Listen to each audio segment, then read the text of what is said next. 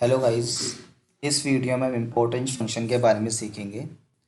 Import range function जो कि Google sheet का एक फंक्शन है। इंपोर्ट रेंज फंक्शन बेसिकली हम तब यूज़ करते हैं जब हमें किसी दूसरी शीट से किसी पर्टिकुलर शीट में डेटा को इंपोर्ट कराना है। तो जस्ट सपोज़ हमारे पास ये डेटा की एक शीट है। इस शीट में से हम कॉलम ए से कॉलम एफ तक इस डेटा को इंपोर्ट कराना चाहते हैं इस शीट में। तो हम यहाँ पे इंपोर्ट रेंज फंक्शन को यूज़ कर सकते हैं। इंपोर्ट रेंज फंक्शन के दो सिंटैक्स होते हैं, spreadsheet URL and range. Spreadsheet URL basically क्या है, उस शीट का लिंक आपको देना है जिस शीट से आप डेटा को इंपोर्ट कराना चाहते हो। सेकेंड आर्ग्यूमेंट है रेंज। रेंज मीन्स उस शीट में से किस पर्टिकुलर रेंज का आपको डेटा इंपोर्ट कराना है, वो रेंज स्पेसिफाई करनी है। तो लेट्स सी कैसे हमें इंपोर्ट रेंज फंक्शन को यूज़ करना है। तो सबसे पहले आप इक्वल्स टू करोगे, उसके बाद इंपोर्ट रेंज यहाँ पे आपको लिखना है। डबल कोट्स के साथ आपको फंक्शन को ओपन करना है और फर्स्ट आर्ग्यूमेंट हमारे पास है स्प्रेडशीट यूआरएल।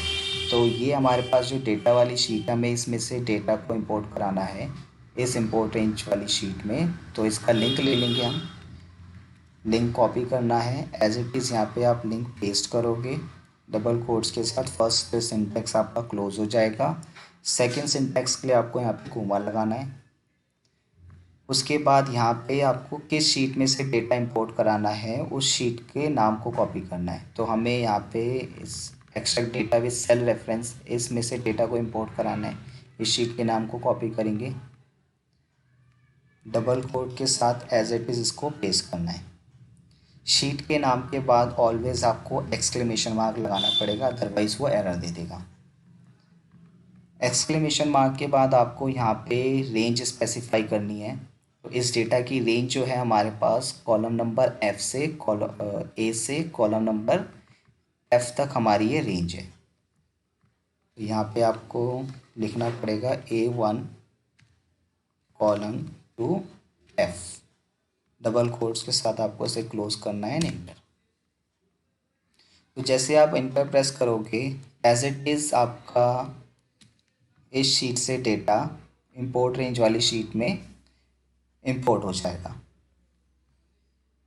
तो अब बेसिकली क्या है, ये इंपोर्ट रेंज की जो शीट है अभी इस शीट से कनेक्टेड है।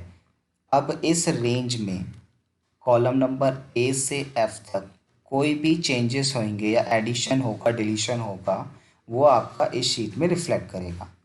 जस्ट सपोज यहाँ पे लास्ट रो है 327। अगर मैं यहाँ से इसको डिलीट करता हूँ तो एज इट इज़ क्या है, ये यहाँ से भी डिलीट हो जाएगा। तो अब देखोगे यहाँ से वो डिलीट हो गया।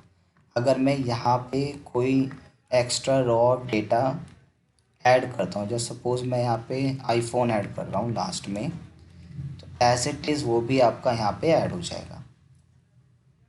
ठीक है। तो बेसिकली क्या है, ये बहुत डायनेमिक होता है। तो जिस शीट में से आपको डेटा इंपोर्ट कराना है उसमें किसी भी सेल में, किसी भी रेंज में, किसी भी कॉलम में कोई भी वैल्यू चेंज होगी, डिलीट होगी, तो वो बेसिकली आपकी उस शीट में रिफ्लेक्ट करेगा जहाँ पे आपने इंपोर्ट रेंज फंक्शन को अप्लाई किया हुआ है।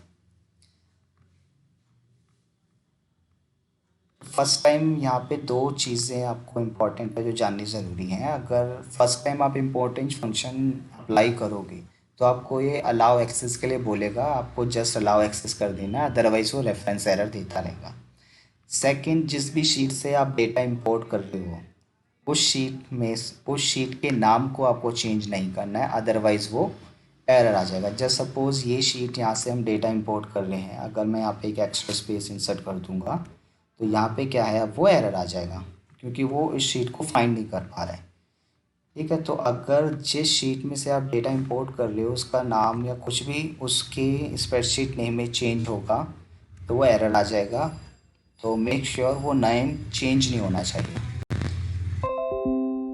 यहाँ पे आप इसको products and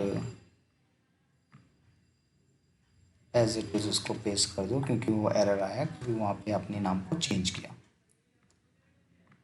okay, see you.